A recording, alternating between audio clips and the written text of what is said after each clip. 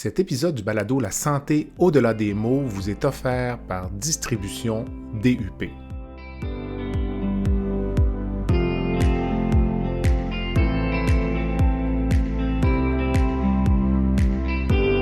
Bienvenue à La santé au-delà des mots, un rendez-vous avec des gens passionnés du réseau de la santé.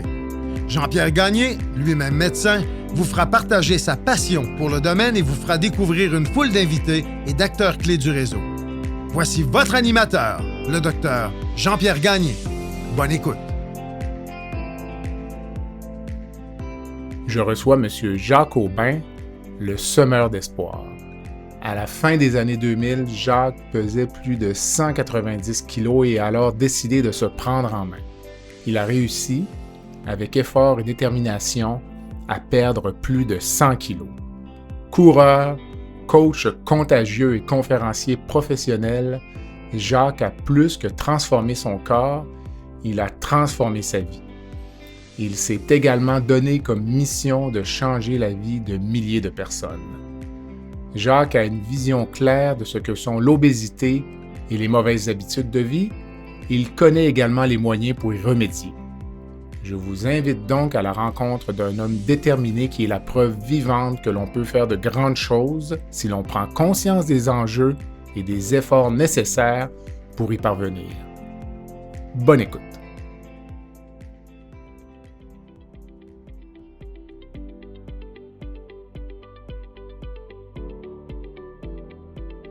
Je prends un court moment pour remercier les commanditaires qui rendent possible la diffusion du balado La santé au-delà des mots.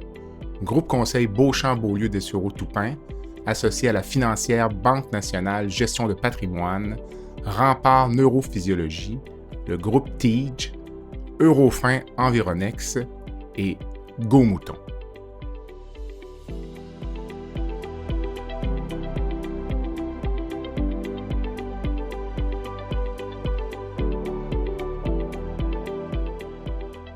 Jacques, bon après-midi. Salut Jean-Pierre, merci de m'accueillir. Ben écoute, merci d'avoir accepté l'invitation du balado La santé au-delà des mots. Ça fait plusieurs mois qu'on travaille une date, puis on est rendu donc par un bel après-midi du mois d'octobre. Donc, après un magnifique mois de septembre. Exactement. Alors l'épisode devrait être en ligne quand même avec un peu de neige, mais ça nous rappellera qu'on a eu un bel automne. Et on se lance directement, donc tu es quelqu'un quand même connu dans les médias si on suit un peu là, l'activité, tout ce qui tourne autour de l'obésité et l'activité physique. Donc, la première question, est-ce que c'est une maladie, l'obésité, pour toi? J'ai de la misère à dire le mot maladie puis de la joindre à obésité. OK. Je pense que c'est une maladie émotionnelle pour à peu près 85% des gens qui sont obèses. OK. Oui, je pense qu'il y a un lien direct entre pas bien se sentir émotionnellement, puis se charger d'aliments pour essayer de combler un vide. OK. C'est un peu comme ça que je le perçois. J'ai de la misère à nommer ça comme une maladie. Je suis conscient que scientifiquement, c'est peut-être un genre de tampon ou une préforme de diabète. Hein, le corps assimile plein de trucs pour éviter justement que ce soit les organes, fait qu'on charge en gras. Mais j'ai de la difficulté à nommer ça comme une maladie. Je pense plus que c'est une maladie mentale. Parce que les gens, souvent on dit, mettons, l'homme était fait pour courir après sa nourriture, puis il avait une nourriture certainement moins riche, puis moins commerciale que ce qu'on a aujourd'hui. Puis là, en dedans de peut-être 100 ou 150 ans, on devient sédentaire. Oui. Puis en fait, c'est ça, c'est qu'il y a une modernité dans l'obésité. On en discutait avant le podcast. Exact. Quand on regarde les changements depuis la Deuxième Guerre mondiale, c'est là où tout commence. Là, au niveau de l'obésité, ça existait peu avant. Oui, il y avait des dames rondes, des hommes un peu plus ronds, qui avaient une surcharge pondérale, mais jamais autant d'obèses. Oui, à grande échelle. Comme à grande ça, échelle. Donc. Puis là, on parle de quoi? 68% des gens qui sont en surcharge pondérale ou obèses dans notre société. C'est beaucoup, là. On se faisait aussi la réflexion avant de commencer que on est à peu près du même âge, ou tout au moins dans le même groupe d'âge. Ouais. Donc, quand on était plus jeune, c'était la cigarette qui était perçue comme l'ennemi de santé numéro 1. On se rappelait que dans les maisons au Québec, il y a 30 ou 40 ans, parfois on ne voyait pas le plafond. Effectivement. Il y avait une fumée. Donc, puis on dirait que l'obésité a remplacé peut-être la cigarette à certains égards comme un ennemi. Ouais, on ne fera pas de blague avec ce qu'on ne voit plus parce qu'il y a bien des obèses maintenant. Exactement. Donc, dans ton cas, toi, la cause de l'obésité, là, je t'ai déjà entendu en parler, je t'ai entendu en entrevue mentionner un peu l'état d'esprit dans lequel tu pouvais être il y a peut-être une vingtaine d'années. Donc, oui, ben en fait, c'est ça. Hein? C'est une... Ça cache beaucoup de désir de s'envelopper, de se protéger des émotions qu'on vit ou de l'insatisfaction qu'on a dans notre vie. Tu sais. Ça cache plus ça qu'une maladie autre. Fait que c'est comme ça qu'on devient obèse, c'est qu'on se soigne à coups de nourriture, de plats, de bière, d'alcool. On trouve des moyens de se soigner ou de penser qu'on se soigne en se nourrissant trop. On étouffe quelque chose en dedans de nous autres. L'ancien Jacques Aubin était obèse, fumait Il a été fumeur beaucoup jusqu'en 2002. Prenait pas mal d'alcool aussi? Pas mal d'alcool. Oui, écoute, j'arrosais mes week-ends. Tu sais, ça commençait le jeudi soir, puis ça finissait le samedi soir, puis il était temps que ça finisse. OK. Puis il était un temps où, un petit peu pré-décision de vouloir perdre du poids officiellement, là, je te dirais dans les années 2006 à 2009.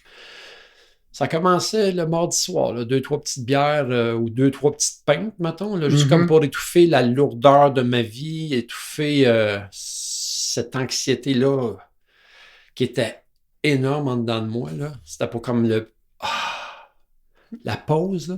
J'avais commencé ça comme un antidépresseur un peu, probablement. Tu sais. En fait, ça agit un peu comme anxiolytique, c'est ça. Mais cette anxiété-là, elle venait d'où rétrospectivement? Elle venait de mon insatisfaction de la vie, insatisfaction de où j'étais, résultat de plusieurs échecs, avoir le sentiment d'être un échec. OK.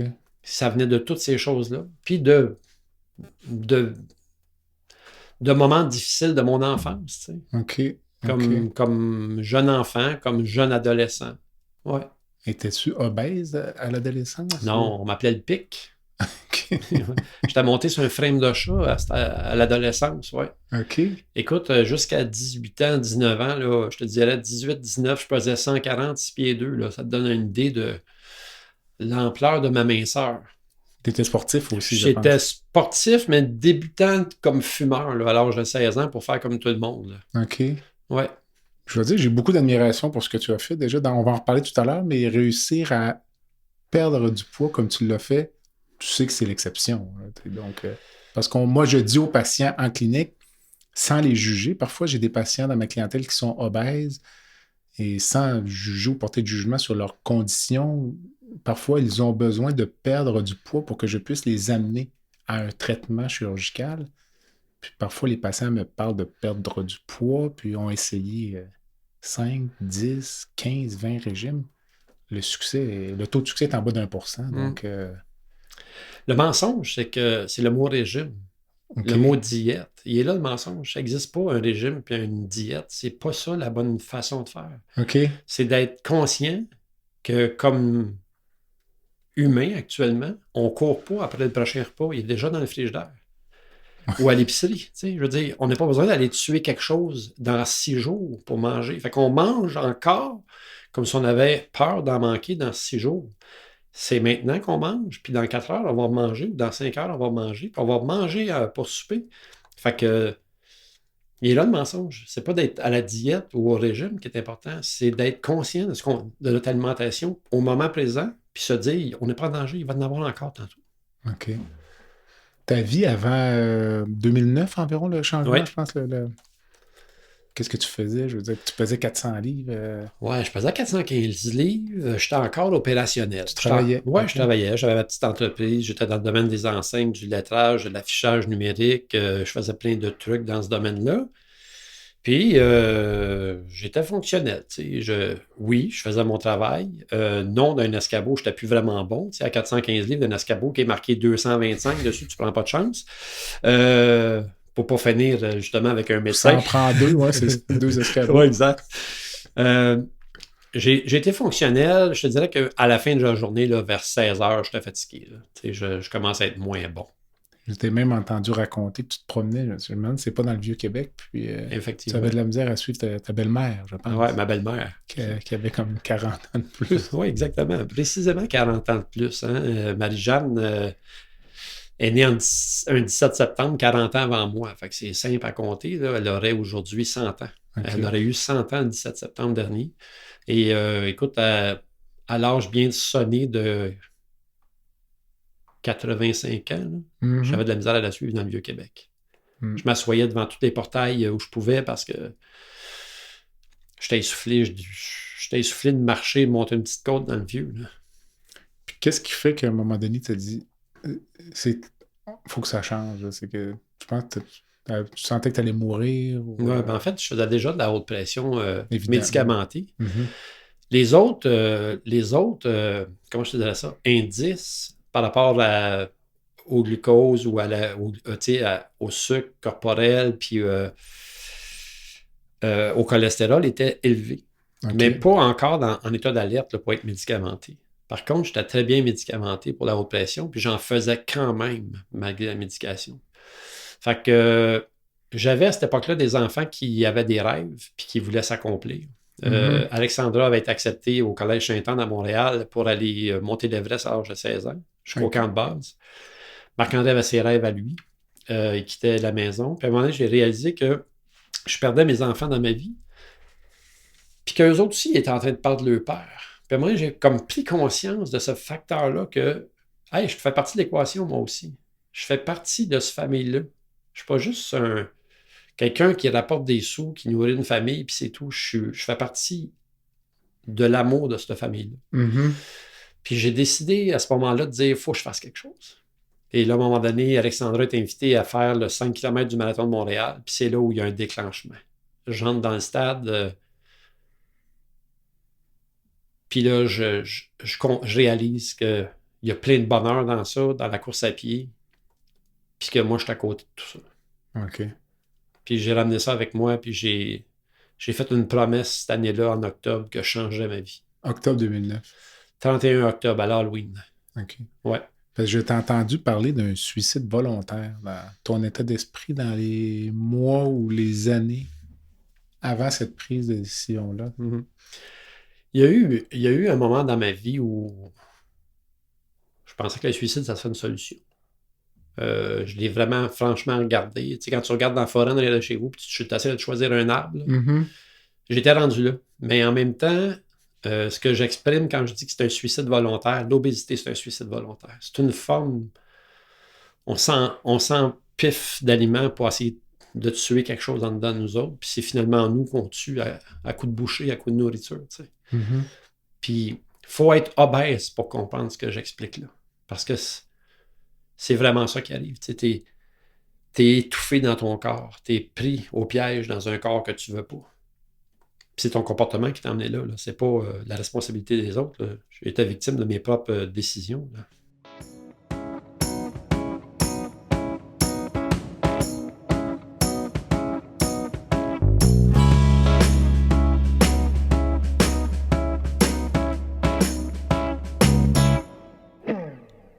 Rempart Neurophysiologie est une entreprise spécialisée dans l'octroi de services neurologiques tels que le monitorage neurophysiologique péropératoire. Plusieurs chirurgies comportent des risques de complications neurologiques graves, mais avec Rempart, ces complications sont réduites à moins de 1%. Rempart est votre ange gardien en salle d'opération. Rempart, c'est aussi des services volants en électrophysiologie médicale, vitesse de conduction nerveuse dans le syndrome du tunnel carpien, la radiculopathie ou la neuropathie périphérique, potentiels évoqués aux soins intensifs, électrocardiogramme dans les résidences pour personnes âgées. Pour les besoins particuliers de votre hôpital, votre clinique ou votre centre de soins, contactez Rempart Neurophysiologie à info@rempartneuro.ca. C'est à info@rempartneuro.ca. Est-ce que tu fais un lien entre la dépendance, si on dit que c'est une maladie, c'est peut-être pas le bon terme, mais la dépendance à la nourriture, à l'alcool, à la cigarette, est-ce que c'est plusieurs manifestations d'un même problème pour Oui, toi? Oui. absolument. Absolument. Ok. Je pense qu'ils sont tous liés les uns aux autres. Pour avoir été un fumeur, un gars qui aime l'alcool et un obèse, je peux facilement tisser les liens émotionnels avec chacun des trucs que je faisais qui n'étaient pas la bonne affaire à faire, finalement, pour ma santé. Fumer, c'était une mode. Hein? Ça a été, là, tu vois les autres fumer, tu dis, ah, ben, je vais faire pareil. Mhm. Puis, ben, à un moment donné, ça devient une addiction. Tu n'es plus capable de t'en débarrasser. Puis, ça a été très difficile de me débarrasser de la cigarette. Là. En 2002, le 4 février 2002, je me souviens des dates. Écoute, pour moi, les dates sont importantes dans mes choix. Mhm. Je me souviens des dates parce que je me souviens que le 1er février, Marc-André, mon fils, il me dit, papa, je veux pas que ça t'arrive. Puis là, à la télévision, il y a une annonce qui montre des gros orteils à la morgue avec un tag, puis c'était écrit 45 000. Puis l'annonce disait 45 000 personnes meurent du tabagisme au Canada par année. Mhm. Puis mon fils, il me disait, je veux pas que ça t'arrive, papa.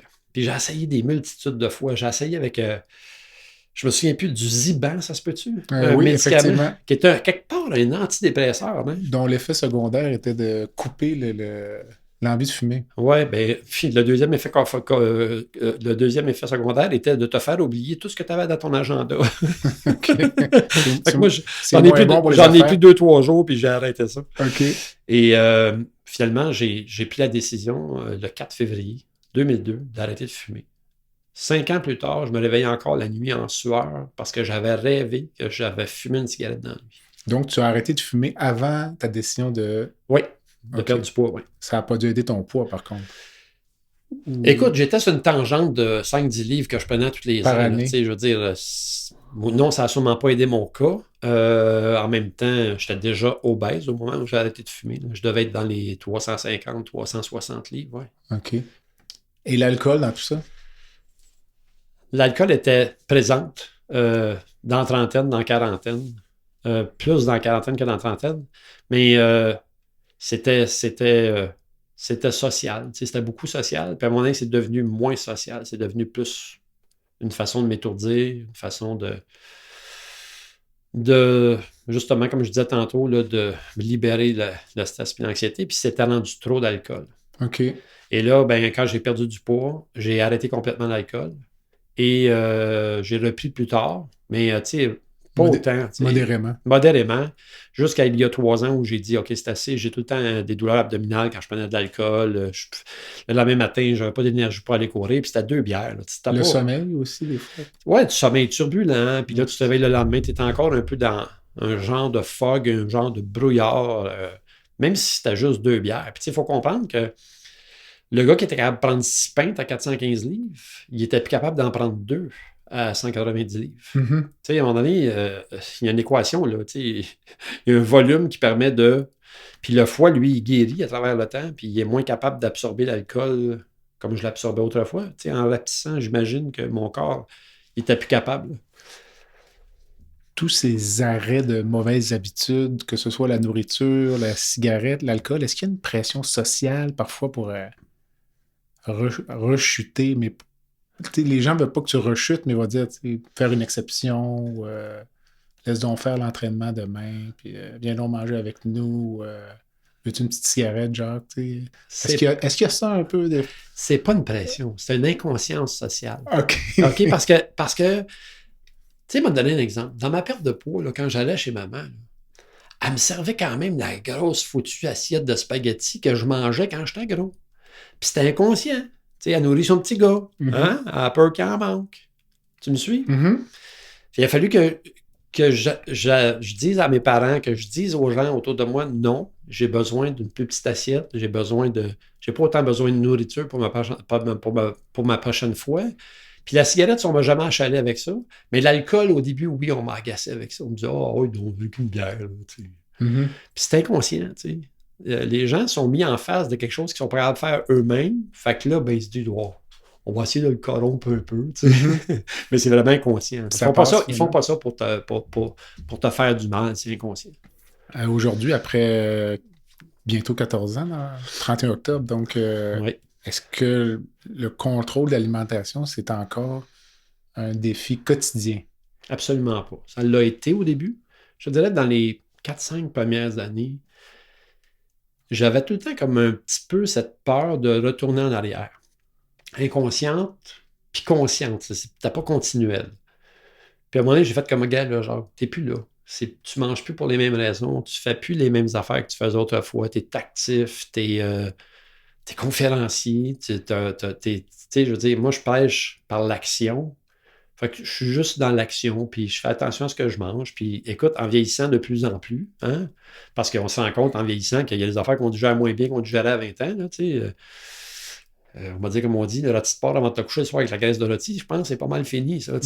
Est-ce que tu manges, disons, entre guillemets, normalement? Là? Je mange normalement. Les quantités... Je mange normalement les quantités. Par contre, je suis plus quelqu'un qui s'alimente avec de la scrap.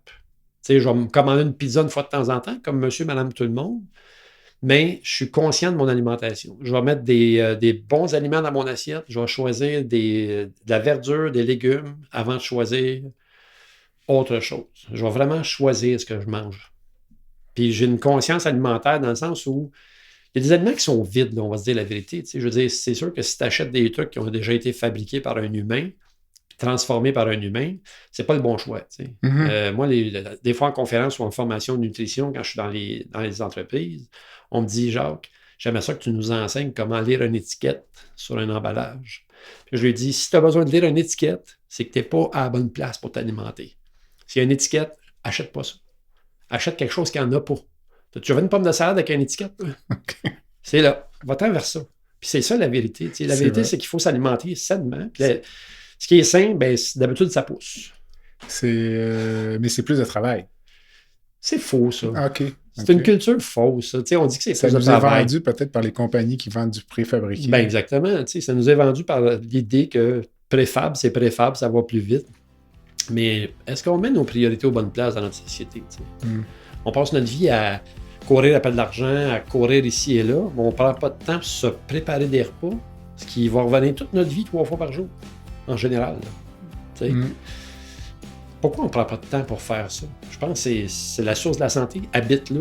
La source première de la santé habite dans notre responsabilité de s'alimenter sainement.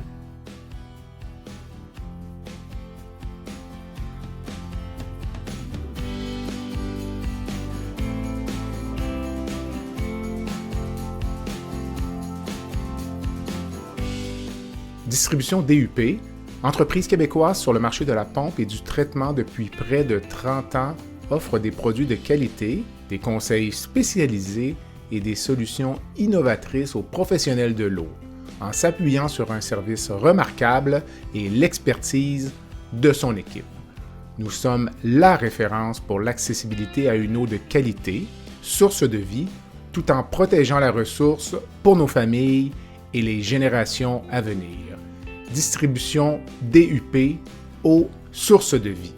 Visitez le site web à www.dup-inc.com ou téléphonez au 418 839 1843.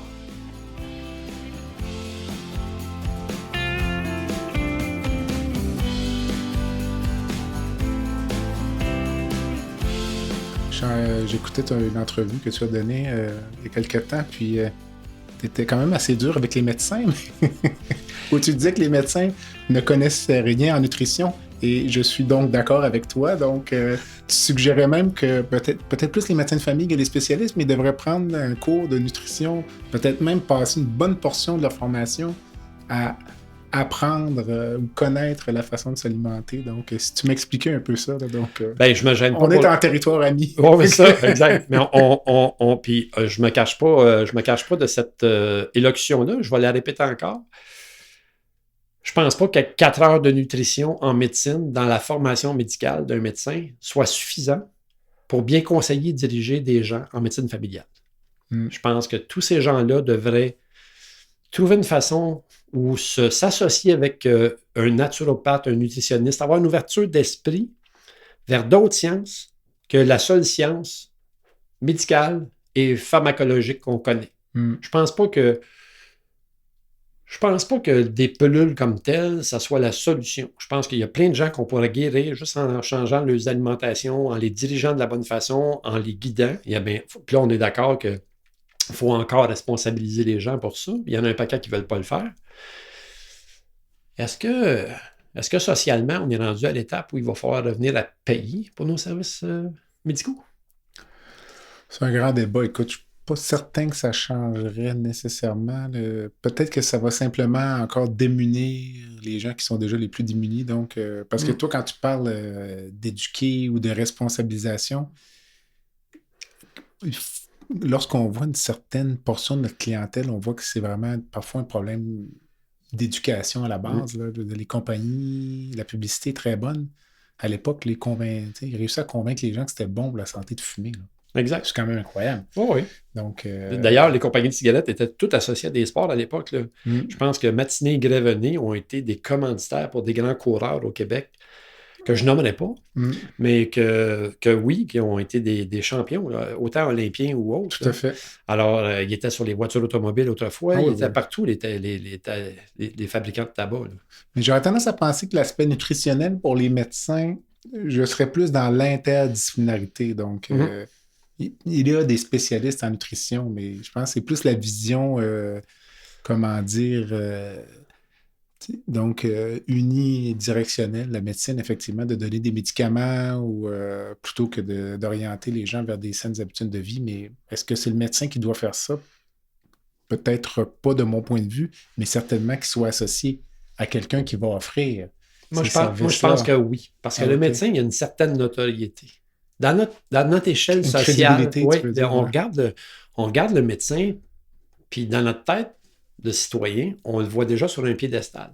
On le voit comme un bon conseiller, un papa médical. OK? Je pense que lui a toute l'opportunité devant lui de dire, je vais dans ma clinique, là, je vais orienter ma clinique familiale comme clinicien avec des gens en nutrition, en naturopathie, écoute, même la physiothérapie au Québec, c'est même pas reconnu comme étant quelque chose d'éligible ou très peu éligible à la carte santé, qu'on dit carte malade, l'assurance maladie, dans le fond. Parce que ça, je veux dire, c'est comme quand on parlait des médecins cette semaine, puis quelqu'un m'a comme un peu bousculé dans mes pensées, puis j'ai dit, écoute, s'il y a un être humain que je ne veux pas voir actuellement dans ma vie, c'est probablement un médecin. La dernière personne que je vais aller voir, moi, c'est un médecin. Je veux dire, je vais voir le médecin parce que je fais le pot. Je veux bien filer. Fait que je sais que personne à l'épreuve de maladie ou de quoi que ce soit qui peut arriver. Mais si je peux me tenir loin, je vais le faire. Puis c'est pas parce que je les aime pas, c'est juste parce que je m'aime assez pour prendre soin de moi. Non, c'est ça exactement. Ouais.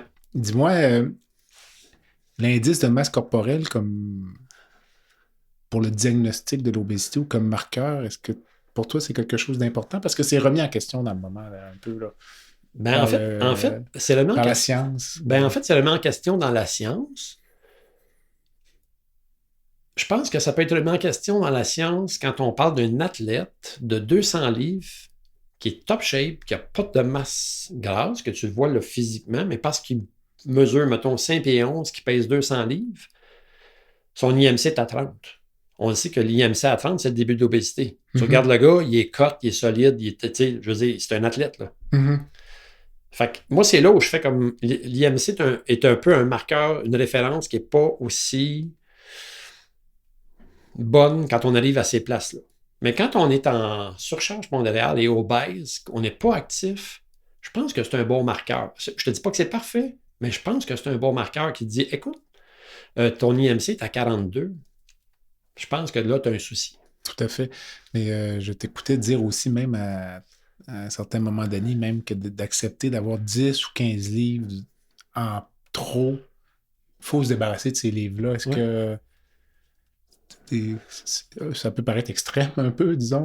Oui, mais ça peut paraître extrême, mais c'est des entrepôts pour la maladie, 10-15 livres de trop. Ça commence à être un déficit pour les maladies métaboliques qui arrivent dans la quarantaine avancée ou dans la cinquantaine. Je veux dire, les marqueurs les marqueurs au niveau de la glycémie ou du cholestérol et tous ces trucs-là sont affectés par ces 10-15 livres-là. Puis ils sont probablement aussi dangereuses que de l'obésité morbide. Les gens sont juste encore moins attentifs dans ce temps-là parce qu'ils ont juste 10-15 livres. Mais 10-15 livres, le gars qui se dit en forme, il se dit en forme, il est dans sa tête, lui-là. Là. Mais dans son corps, c'est autre chose qui se passe. Fait que là, il ne va pas voir le médecin, puis lui, il est en danger. L'obèse, lui, il sait qu'il est obèse. Mais il sait qu'il est en danger. Il ne fait pas le frais, là, il dit pas, moi, je suis en shape. Il sait qu'il est en danger. Celui qui a 10-15 livres de trop, puis qui va prendre probablement 2 livres par année à partir de 55 ans, lui, il est dangereux. Là. Lui, là, c'est un bon futur client pour l'hôpital. Actuellement, dans la société, il y a un mouvement pour s'accepter tel que l'on est, puis un peu déculpabiliser, si tu veux, le surplus de poids. Donc, dans les médias, la mode ou autre. Quel regard portes-tu là-dessus? Je vais être sévère avec ça. Je vais être vraiment sévère dans le sens où j'accepte que tu pèses 350 livres puis que tu t'inscrives à un marathon. J'accepte ça. Je respecte ça. Mais est-ce que tu ne serait pas mieux de faire des 5 km ou commencer par marcher, te remettre en forme, puis tranquillement travailler sur ton état de santé global, plutôt que de vouloir mettre le mot marathon entre ton nom et ton prénom sur Facebook? On est dans le voyeurisme actuellement. Puis les gens prétendent être en santé parce qu'ils font de l'activité physique à 300 livres. C'est une fausseté. Je veux dire, c'est des entrepôts à radicaux libres, ces gens-là. Ils n'en sont pas conscients. Mais les radicaux libres étant les prétendants à recevoir des cellules cancéreuses. Je veux dire, il y a la masse adipeuse, c'est le meilleur endroit pour entreposer des maladies comme ça. Il faut que les gens soient conscients qu'ils sont obèses, puis qu'il faut qu'ils se responsabilisent à changer leur santé. Tantôt, tu parlais de pauvreté. Comme tu disais, je pense que la plus grande pauvreté là-dedans, c'est l'éducation qu'on a faite à ces gens-là. Si on les éduquait comme il faut sur comment bien s'alimenter, dollar pour dollar, il pourrait changer beaucoup de choses. Je ne te dis pas que ça serait parfait, mais ça serait toujours beaucoup mieux que ce que c'est là actuellement. Fait que je trouve ça triste que notre société soit rendue à se débrouiller alimentairement parlant avec des places comme ça. On a le devoir d'éduquer ces gens-là si on va avoir une société en santé dans 25 ans.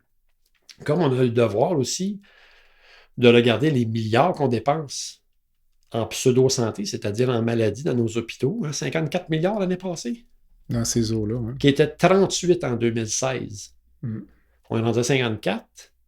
Selon ce schéma, on va être à 75 milliards en 2030, à l'apogée du vieillissement de la population. Comment on va trouver les moyens de payer ça? Il va falloir responsabiliser les gens, puis il nous reste juste 5-6 ans pour faire ça.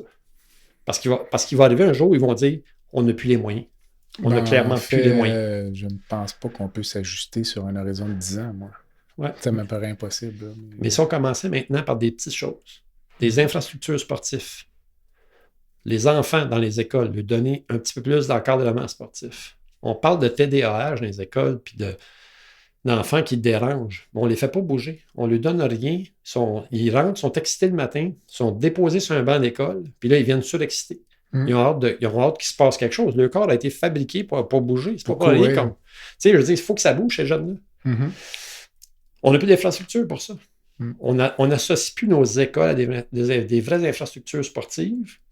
Nos ados, c'est pareil. Puis quand ils arrivent au cégep, ils sont complètement désintéressés à tout sport où il y a une partie élitisme qui fonctionne encore. Tout à fait. Mais c'est la seule partie. Puis je pense pas que c'est l'élitisme qui va créer et inspirer une société au complet. Je pense que c'est les familles dans le noyau qui vont inspirer un peuple au complet. Le podcast La santé au-delà des mots est une présentation du groupe conseil Beauchamp, Beaulieu, Dessureau, Toupin de la financière Banque nationale Gestion de patrimoine. Comme nous croyons que la santé financière fait partie de la santé globale, nous sommes heureux de nous joindre au Dr Jean-Pierre Gagné pour vous souhaiter une bonne saison de La santé au-delà des mots. Tu veux lancer ton propre podcast mais tu ne sais pas comment t'y prendre? Pas de problème. Mouton Marketing peut t'accompagner de la conception au lancement. Envoie ton idée de podcast à bonjour@gomouton.com, bonjour@gomouton.com. L'univers du podcast t'attend.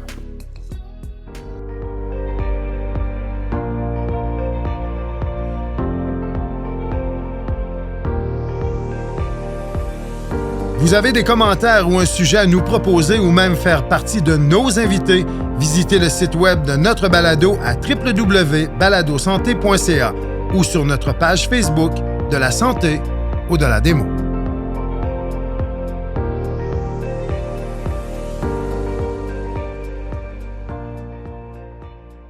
Ben, en fait, l'élitisme est probablement nuisible même.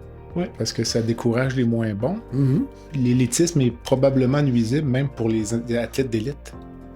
C'est possible. Qui font un monosport. T'sais. Effectivement. Donc, si tu prends un jeune de 12-13 ans qui fait un sport seulement jusqu'à l'âge de 18 ans, lorsqu'il arrête ce sport-là pour des raisons d'études ou sociales, familiales, déménagement, cet enfant-là avait parfois juste une aptitude. Donc, l'enfant a seulement fait de la gymnastique. Il ne sait pas patiner, il ne sait pas faire de ski. Il ne sait pas courir. C'est un peu limité. Écoute, j'ai écouté une émission il y a quelques mois à la télé. La proportion d'enfants sur l'île de Montréal qui n'ont jamais mis les pieds dans une forêt ou... hallucinant. Où ça se résume au Mont-Royal. Puis encore. La vision d'une montagne, tu sais. Ouais. Donc... Puis tu compares ça avec les pays, la Finlande, la Norvège, la Suède, où il y a 40 ans passés, on a fait des choix directs, sociaux, qui ont dit, nous autres, on investit dans les infrastructures. On va mettre encore plus d'infrastructures sportives. Il y avait déjà des bonnes notions, hein, c'était des skieurs, c'était plein d'autres choses, ces gens-là. Mais on leur a donné plus de moyens d'être actifs. Ils ont un taux d'occupation hospitalier de 27% actuellement. Nous autres, à cette époque-là, on nous a donné des bacs à recyclage pour à peu près le même argent. Tout le monde. On ne s'est toujours pas recyclé, on n'est toujours pas en santé. Ces gens-là, on ne les a pas donné de bac à recyclage. Ils ont appris à recycler parce que quand tu prends soin de ton corps, tu prends soin de ton environnement. Tu prends soin de tout ce qui est autour de toi. Tu prends soin de toi, tu prends soin de ce qui est autour. Ils savent recycler, là, sont même en avance sur nous autres sur leur façon de faire. Je pense qu'on a à apprendre d'ailleurs, puis arrêtons de regarder les Français. Là. Les Français, c'est probablement pas le plus bel exemple sur la planète. Je pense qu'il y a d'autres sociétés qui sont capables de faire mieux, puis on devrait apprendre de ces sociétés-là pour envoyer du monde à regarder ce qu'ils font. Mais moi, je pense clairement qu'avant d'arriver à 75 milliards en frais hospitaliers, dont 70% sont des frais causés par les maladies métaboliques. Là. Il n'y a pas de cachette. Là. 7 lits sur 10 à l'hôpital, il est occupé par quelqu'un qui n'a pas pris soin de sa santé. Ces maladies-là nous coûtent une fortune. 35-36 milliards actuellement par année, qui vont devenir 50-55 milliards dans le futur, sur 75. Si on éduquait les gens, maintenant, il ne faut pas attendre encore 5 ans, 10 ans, il faut commencer maintenant. Ce qu'on aura de transformé dans 5 ans, ça sera cette charge-là qu'on aura de moins. On a déjà un noyau de bâti pour l'avenir, pour les 25 prochaines années. Je ne sais pas combien de temps je vais être là encore, mais je vais parler comme ça jusqu'en attendant que je ne sois plus là. Puis j'espère que ça va contribuer à quelque part. Puis je suis content de voir Pierre Lavoie qui fait ça, puis d'autres personnes qui font ça, puis qui disent « Hey, haut et fort, il faut que ça change. » Mais il y a des politiciens qu'il faut qu'ils se lèvent pour ça, puis qui disent « La santé est vraiment importante au Québec. » Moi, je pense que ça va prendre une autre génération de politiciens, si tu veux, parce que même ceux qui prétendent peut-être penser en dehors de la boîte, je pense qu'ils sont comme à côté sur le dessus de la boîte, tu comprends? Oui. Ils regardent encore à l'intérieur. Oui, c'est ça. Ils ont peur d'en sortir, je pense. Exact. Mais tu parlais de l'école primaire. Qu'est-ce que tu verrais, mettons, chez les jeunes, là, pour changer? Moi, je verrais bien, personnellement, à l'école primaire, que les enfants aillent à l'école seulement le matin, par exemple, là, ou seulement l'après-midi. Je conçois mal que des enfants de 7-8 ans soient assis dans une classe toute la journée. Et combien d'heures par jour sont-ils assis dans une classe? 6 à 7 heures par jour? Ils sont certainement retenus à l'école pendant 6 à 7 heures, puis les petites pauses, puis... Ils font qu'ils ont eu 5h30 d'éducation. C'est ça, mais... Après ça, on leur bourre le crâne de devoir à rentrer à la maison le soir, forçant les parents à s'intégrer là-dedans. Moi, puis je suis pas contre l'idée que les parents suivent qu'il y ait un suivi parental de ce qui se passe à l'école, mais je suis contre le fait qu'on leur bourre le crâne 7-8 heures par jour. Ils sont plus fonctionnels. Je veux dire, même nous autres, comme adultes, on s'assoit à un bureau, là, puis au bout de 5 heures, on commence à avoir notre voyage là, de tapocher dans l'ordinateur. Tu sais, ça prend de l'activité à travers ça, ça prend des relations humaines, ça prend des relations sportives, ça prend des trucs pour nous sortir du bureau. Puis il n'y a pas de menterie à se faire. Tu sais, j'écoutais Simon Benoît, qui est un médecin à Montréal, d'ailleurs, qui était mon médecin de famille. Là, on ne se voit plus depuis un petit moment. Simon, c'est un coureur d'ultra. Puis Simon il dit la même affaire. Il dit, si tu es actif 30 minutes par jour, puis que l'autre 8 heures, tu es assis à ton bureau, ne te considère pas comme un être en santé. Tu te mets à risque. Ça prend plus d'activité physique. Combien? Écoute, on est là à penser à 150 minutes par semaine, puis c'est ridicule. Je veux dire, moi, je pense que ça en prend au moins le double. 300 minutes. Oui. Moi, je pense que ça prendra au moins 1 heure par jour. Puis le corps humain est fait pour bouger. Hein? Les articulations ne sont pas faites pour être immobiles. Elles sont faites pour être mobiles. Notre corps a été créé pour ça. Fait que si tu fais de la course à pied 4-5 jours par semaine, tu n'es pas obligé de courir le samedi puis dimanche, mais tu peux aller marcher, tu peux faire une autre activité, tu peux aller faire de la randonnée, partir avec les enfants, faire un autre sport, jouer au ballon chasseur, je ne sais pas, mais tu sais, faire autre chose. Mais le corps est fait pour bouger. Il n'est pas fait, c'est pas vrai qu'il est fait pour être assis sur une chaise à rien faire. Ça ne marche pas. Tu parles d'ultramarathon. Est-ce que, selon toi, c'est un bon modèle d'activité physique? Moi, j'ai des petites réserves. Moi, j'en ai ça. pas. Moi, j'en ai pas. Moi, je pense que tout est dans l'excès. OK. Bon, tu prends un gars comme moi, un vieux bonhomme de 60 ans, qui pense qu'il a 25 ans le matin, puis 35 quand il se couche le soir, puis qui ça va faire une ultra de 160. Mais il va préparer, entraîner, hein, puis qui, malgré les heures d'entraînement, respecte son corps quand il va le faire. Puis que son corps dit, aujourd'hui, je suis pas capable de livrer la marchandise, puis il se retire. Il prend la porte de sortie pendant l'ultra. Qui fait attention à sa nutrition, qui est proactif dans son engagement. Après ça, tu as l'ultramarathonien qui en met 10 dans son année. Lui, je trouve qu'il exagère. Lui, il pousse sa loque. Lui, il ne donne jamais de répit à son cœur, il ne donne jamais de répit à son corps.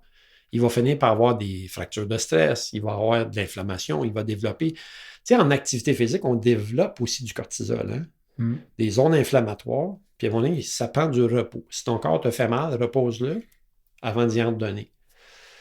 Moi, personnellement, je pense que les ultras, si c'est bien dosé, tu n'en mets pas 4 dans ton agenda dans l'année. Quand tu en as mis 1 ou 2, je pense que c'est suffisant.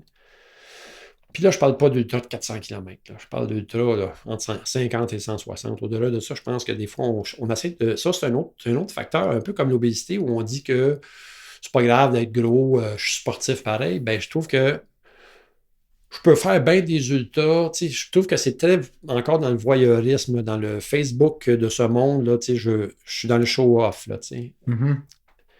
Il y a un jour où tu vas payer parce que tu exagères. Peu importe dans quoi tu exagères. Si tu manges la pizza et des patates frites à tous les jours, tu vas finir par payer pour.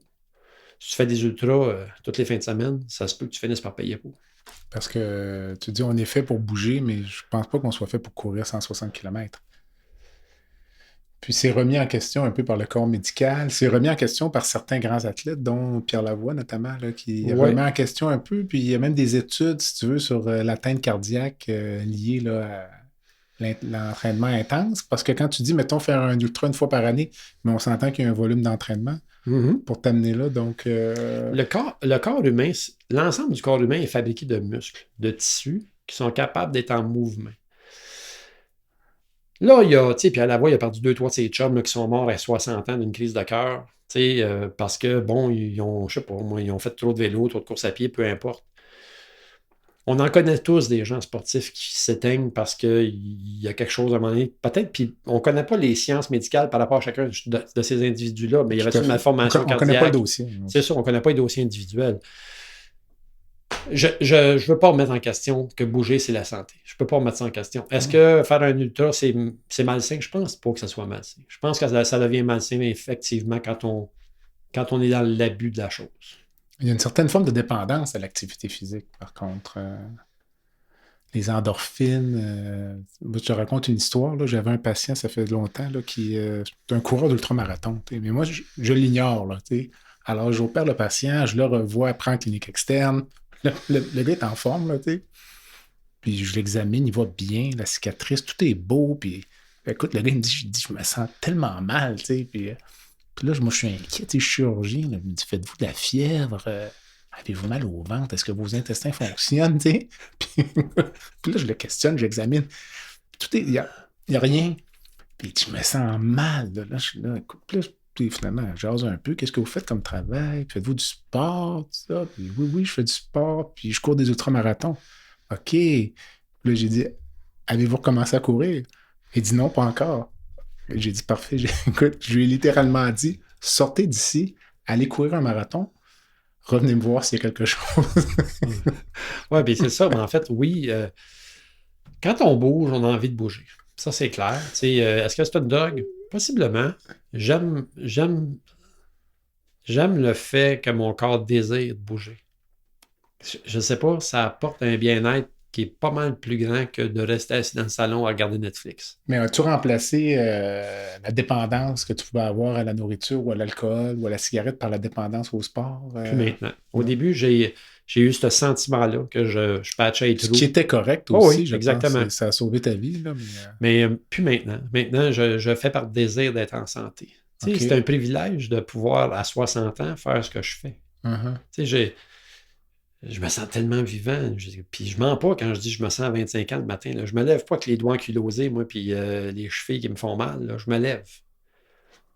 Puis pourtant, j'aurais plein de raisons pour pas me lever, mais je me lève parce que je me sens bien, je me sens plein d'énergie.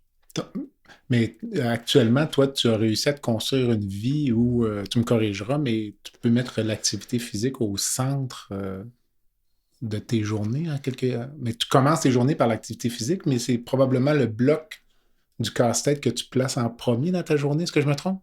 En fait, tu vas placer les autres choses à côté? Ou, Tu te trompes pas. En fait, c'est pas le bloc d'activité physique que je mets dans ma journée en premier. C'est Jacques Aubin que je mets dans ma journée en premier. OK. J'étais tout le temps le dernier choix dans ma journée autrefois. Aujourd'hui, je suis le premier choix. Puis le fait d'être le premier choix fait de moi une meilleure personne pour toutes les autres. Je prends soin de moi en premier, puis je prends soin du reste après. J'ai une meilleure énergie pour le faire. Puis comment est-ce que quelqu'un qui a une vie que je qualifierais de normale, mais qui est probablement anormale à certains égards, là, oui. Quelqu'un qui travaille 60, 70, 80 heures par semaine parce que son travail l'oblige à faire ça, comment réussir à émuler Jacques Aubin? Ben, c'est simple, dors plus vite. Puis je vais t'expliquer après pourquoi. Puis réduis ton temps de travail en étant plus performant dans ton travail, c'est-à-dire mettre de l'activité physique dans ta vie, puis par défaut, les 6 heures ou les 7 heures que tu fais assis au bureau ou faire ce que tu fais, tu vas être meilleur. Parce que tu vas être plus allumé, moins endormi, plus réveillé. Puis dors plus vite, ça veut dire ça, dépense-toi. Puis par défaut, quand tu vas te coucher le soir, tu ne vas pas tourner en rond pendant 2 heures à penser ce qui s'en vient demain, puis dans 2 semaines, puis le paiement d'ici, puis la patente de ça. Tu vas dormir parce que tu t'es dépensé. OK. Quand tu dors bien, tu te réveilles bien, tu es actif, tu produis bien. C'est de même que ça marche. Ça ne marche pas autrement que comme ça. Il y a d'ailleurs des liens bien documentés entre la quantité de sommeil puis un paquet de marqueurs, là, les maladies cardiovasculaires, l'obésité notamment. Absolument. Absolument. Je pense que c'est James Fong, ou je ne me souviens pas, un docteur Fong qui avait fait un livre sur, il appelait ça le code d'obésité, puis il en parle du sommeil. Moi, autrefois, dans mes conférences, je disais 80-20, la norme 80-20, 80% d'alimentation, 20% d'activité physique. J'ai transformé ça en rajoutant un 10% de sommeil. Mm-hmm. J'ai déduit un petit peu dans le 80. Mm-hmm. Puis j'ai dit 10%. Le sommeil, ça a une importance capitale. Il y en a que ça lui prend 8 heures, il y en a d'autres que ça lui prend 9 heures. Moi, je suis un 7 heures. Tu sais, moi, je me couche à 9h30, 4h30, je suis réveillé, là, comme les 4 ronds du poil, puis je suis prêt à partir de ma journée. Hein. Je suis vraiment prêt à partir de ma journée. C'est quoi une journée normale pour Jacques Aubin à l'aube de la soixantaine? C'est plus l'aube, là, c'est la soixantaine. La soixantaine. Une journée normale pour Jacques Aubin, c'est il se lève le matin 4h30, il fait sa méditation. Avec un cadran ou pas de cadran? Pas de cadran, je suis souvent réveillé avant le cadran. Je le mets à 4h30, puis des fois à 4h25, je suis réveillé. Parce que mon corps, il est comme synchronisé à ça. Je vais aller avant le cadran. Je vais faire ma méditation. Je prends du temps pour ma lecture. Je prends du temps pour faire de l'écriture. Puis après ça, je pars, je vais m'entraîner. À quelle heure, ça? Je pars m'entraîner vers 5h30. Ça peut commencer par 1 heure de course à pied. Puis après ça, je m'en vais au gym pour 1 heure, 1h15. As-tu mangé à ce moment-là? Ou 3/4 du temps, je suis à jeun. OK. Ouais.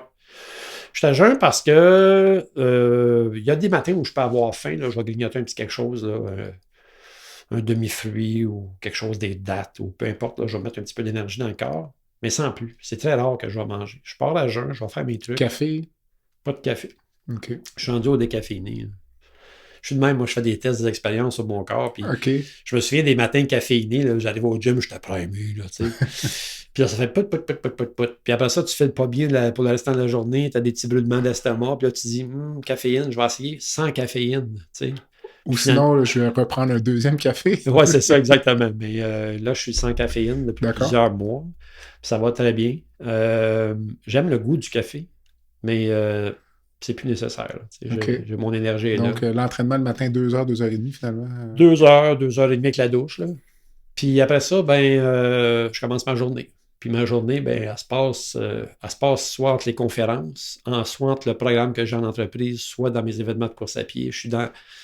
J'ai enrobé ma vie au complet à essayer d'aider les gens à passer en mode actif. Est-ce que tu ressens le besoin de faire une sieste? On est vraiment dans la recette, là. Une sieste dans l'après-midi, parce que moi, je pense que c'est bon de dormir l'après-midi. Écoute, je te compte chanceux. Moi, je trouve que c'est une perte de temps de dormir l'après-midi. Non, mais pour aller chercher plus d'efficacité par la suite. Je suis efficace jusqu'au coucher. OK. Moi, étrangement, c'est ma recette à moi. Je veux dire, ça ne s'applique peut-être pas à personne d'autre. Il y a des gens qui ont besoin d'une petite sieste l'après-midi. Écoute. Comme tu vois, aujourd'hui, là, tu venais faire l'entrevue, mais sinon... J'aurais été tenté. Comme disait ma blonde, une petite cocotte. Une petite demi-heure. Une petite cocotte de 15-20 minutes. Et puis, tu vas te coucher à quelle heure le soir? Je vais me coucher à 9h30. 21h30, là, je suis au lit. Puis, le lendemain matin... Là, tu manges combien de fois par jour? Je mange... Là, dans le moment, je suis en train de faire des tests, des expériences sur moi avec le jeûne intermittent. OK. Alors, je fais un 16-8, puis ça va bien. Je commence à manger vers 10h le matin. Puis, dépendamment de mon appétit, je vais manger 2 à 3 fois dans ma journée. Mais à 18h, ma dernière bouchée a été mangée. OK. Puis là, c'est vraiment des tests, c'est des expériences que je fais. Je ne dis pas aux gens allez-vous-en tout là-dessus. Je suis vraiment quelqu'un qui, à cause d'où je viens, je me permets aujourd'hui de faire des expériences corporelles, des expériences sur mon corps pour voir comment ma mécanique, ma biomécanique, mon système digestif travaille, puis l'énergie qui en ressort. Puis c'est comique parce que quand j'ai coupé la caféine, j'ai fait comme « Ouf, je trouve ça tough. » Puis là, les maux de tête temporaires. La fatigue. Un petit peu de fatigue. Là. Puis quand c'était parti, pouf, l'énergie est remontée. Puis elle est remontée plus haute qu'elle était auparavant. Et ça a été la même chose avec le jeûne intermittent. Étrangement, j'ai beaucoup d'énergie. Okay. Fait que c'est des expériences que je fais. Puis à un moment donné, un jour, je partageais clairement ce que j'ai testé parce que je prends beaucoup de notes par rapport à ça. Est-ce que as-tu essayé d'autres choses? La diète cétogène, disons, par exemple, qui est très populaire. Oui, je l'ai regardé. Mon problème avec la diète cétogène, c'est que les gens, ils pensent que de manger du bacon 6 matins par semaine, ça va être bon pour le santé. À long terme. Oui, mais c'est parce que les gens n'ont pas compris que le système cétogénique, là, cette façon de s'alimenter-là, c'est des bons gras qu'il faut mettre dans la machine et non pas des gras industriels, là, du bacon qui a été dans le saumur pendant 2 semaines avant d'être tranché puis mis dans ton assiette, là, puis de la saucisse industrialisée, là, grasse. Puis les gens, ils pensent qu'ils mangent des gras, puis c'est ça que ça leur prend. C'est pas ces gras-là que ça leur prend. Ça leur prend des bons gras. T'sais.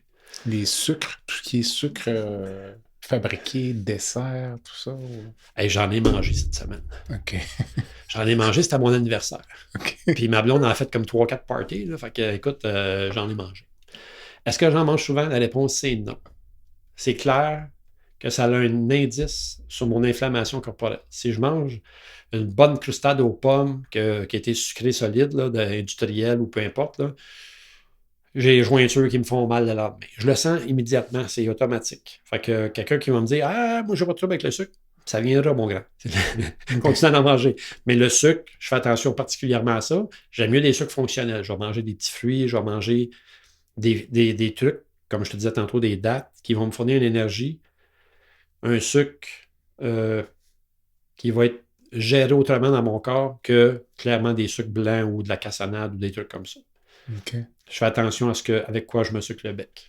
Tu parlais du jeûne intermittent, par exemple. Là, c'était ton anniversaire, tu jeûnes de 10 à 18. Est-ce que ça a un impact sur le fait que tu n'iras pas au restaurant avec tes amis ou tu te permets...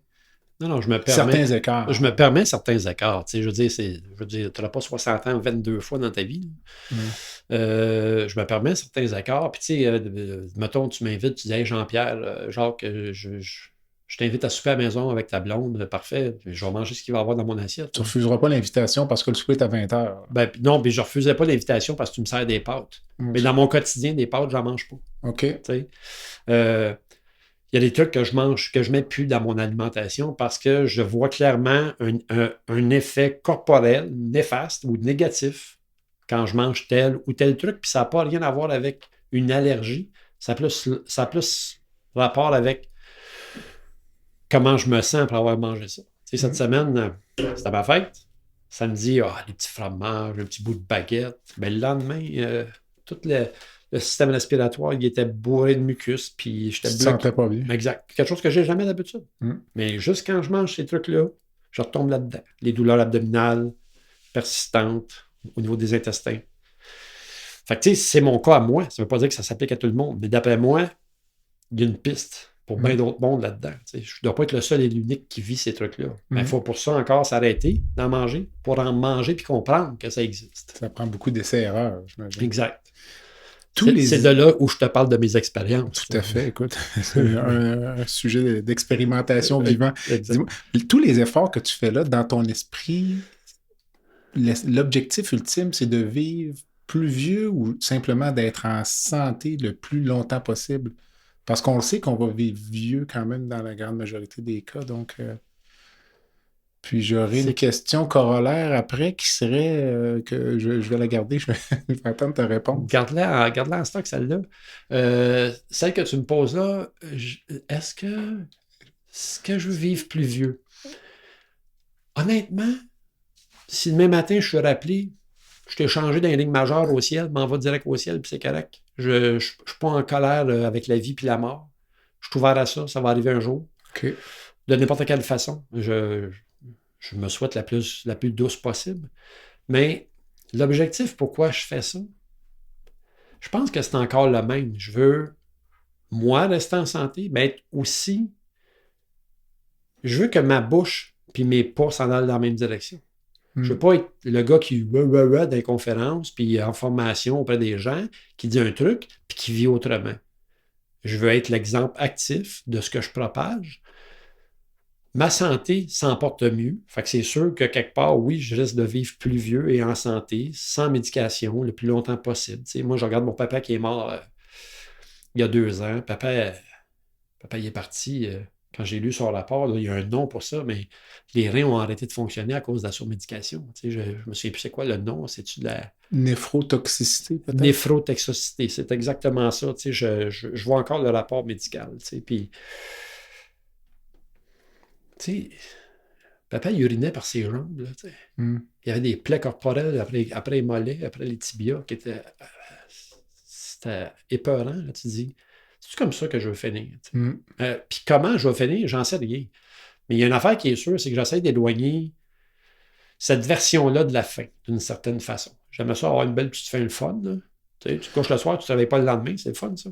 Mais as-tu l'impression qu'actuellement, tu fais des sacrifices absolument pas énormes pour atteindre cet objectif-là, sans savoir si tu vas l'atteindre finalement? Parce qu'il me semble que tout ce que tu fais, c'est d'autant plus intéressant si ta qualité de vie en est améliorée maintenant. Ouais. Et non dans 10 ans. Donc, on ne veut pas comparer Jacques Aubin à 75 ans avec Jacques Aubin 55. son colocataire de chambre. Ou ouais, autre, ben, là, ouais, je ne sais pas où tu seras. Là, non plus avec Jacques Aubin de 55 ans. C'est ça. J'en bénéficie à tous les jours. C'est pas un sacrifice. C'était un sacrifice, je pense que j'arrête. Mais ça, c'est un message important, je pense. Parce que ce qui est important, Jean-Pierre, c'est le mot sacrifice là-dedans. Tu sais, le mot sacrifice, les gens tissent ça dans leur tête sur plein de trucs. Tu sais, tu leur dirais, ben matin... Moi, je connais des gens qui sont alcooliques. Là, tu sais, on va se dire les vraies choses en français du Québec. Là. Sont alcooliques. Puis quand je leur dis... Tu sais, ils me demandent des coachés parce que je coach les gens, pas juste en mode actif, mais je coach les gens en leadership. Puis des fois, ils me disent « Ah, maman, j'aimerais ça changer des trucs. » Puis quand je leur dis « Est-ce que tu m'accorderais 1 mois de sobriété? » Et boy, oh, ben là, ça, c'est un gros sacrifice. Moi, j'ai une grosse cave à vin chez nous, tu sais. Je suis pas prêt à faire ce sacrifice-là. En quoi arrêter l'alcool pendant 1 mois est un sacrifice? Ce qui est le grand sacrifice, c'est de continuer à le faire et être malade dans 1 mois. Tu comprends? Le lien, les gens attachent des mots à des choses qui n'ont pas de sens. C'est pas un sacrifice pour moi de prendre soin de moi. C'est une façon de vivre. C'est quelque chose qui me nourrit au quotidien. Je sais que j'ai plus d'énergie, que je suis plus en santé au quotidien parce que je fais les choix que je fais. Tu aurais dû me voir au mois de septembre. Là. Je viens de livrer 2 gros événements avec à peu près 1 millier de personnes par événement. J'ai accueilli ce monde-là comme si c'était des invités à table chez nous. Puis je suis sorti de là, oui, fatigué, parce que j'ai quand même ces 60 ans-là de fête, mais pas détruit.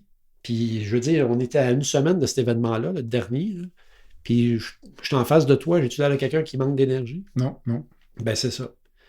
Puis après ça, je me suis entretenu, je suis allé courir, j'ai continué à faire mon travail au quotidien, à préparer ces événements-là, à recevoir ces gens-là, puis à livrer la marchandise, puis à monter un village, puis à démonter un village avec mes acolytes. Je suis encore là, puis tu sais, je suis plein d'énergie, puis j'en ai encore plein. Puis là, je commence ma tournée de conférences, puis j'en ai encore plein. C'est ça. Je veux vivre pleinement chaque jour parce que je prends soin de moi au départ de chaque journée. Est-ce que tu parlais de ta conjointe tout à l'heure, est-ce qu'elle a le même style de vie que toi ou est un petit peu en dessous, je dirais, dans l'échelon d'activité? Parce que ça peut devenir une source de conflit dans un couple aussi. Là, tu te lèves à 4h30, tu te couches à noter 9h30. Il peut y avoir certains enjeux là, au niveau social, alimentaire, les sorties ou autres. Là. Je ferai une mauvaise blague, puis Ben, je le sais, vas-y. parce que je sais qu'elle va écouter ça. Tu sais. Ok, non, mais c'est le temps, vas-y. Non, puis je ferai une mauvaise blague en disant écoute, elle est paresseuse, elle fait rien, elle n'est pas sportive. Non, mais je sais qu'elle est sportive parce que je t'ai entendu le dire, mais je me demandais si c'était essentiellement la même Écoute, c'est hygiène de vie, je dirais. Non, c'est la même hygiène de vie, puis c'est le fun parce que on collabore tous les deux au bien-être un de l'autre. Tu sais. Puis Sylvie est entraîneur physique, entraîneur sportif en course à pied, elle coach des gens, elle coach un petit club de course qu'on a en trail dans notre région, notre belle région de Laurentienne. Sylvie, c'est une fille active. Ça a toujours été une sportive. Elle n'a jamais été disproportionnée ou quoi que ce soit. Tu sais, ça a toujours été une fille en forme, active. Fait que non, c'est un beau complément d'être deux dans ça. C'est plus facile. Ben oui, puis c'est ma meilleure partner. Là, la vérité, c'est que c'est ma meilleure partner. Je ne peux pas avoir un meilleur partner que ça. Mais dans les faits, est-ce que tu pourrais vivre aujourd'hui avec une femme, disons-le, obèse, sédentaire, fumeuse? Donc? Est-ce que ce serait envisageable? Ça serait envisageable. J'ai pas d'objection à ça. J'aime les gens comme ils sont. Okay. Parce que tu sais, au-delà, on est là à discuter de ma santé, de mon obésité, de mon ex-obésité, de ma santé actuelle. Je n'ai pas de préjugés par rapport aux gens. J'aime tous les gens. Parce qu'au-delà de la perte de poids, la vie active, il y a plein d'autres choses qui sont développées. Ma santé émotionnelle, ma santé spirituelle, tout s'est développé. Puis le travail que je fais aujourd'hui, c'est pas juste de mettre des gens dans l'activité physique. L'activité physique, c'est un prétexte pour les aider à prendre conscience que leur vie est précieuse.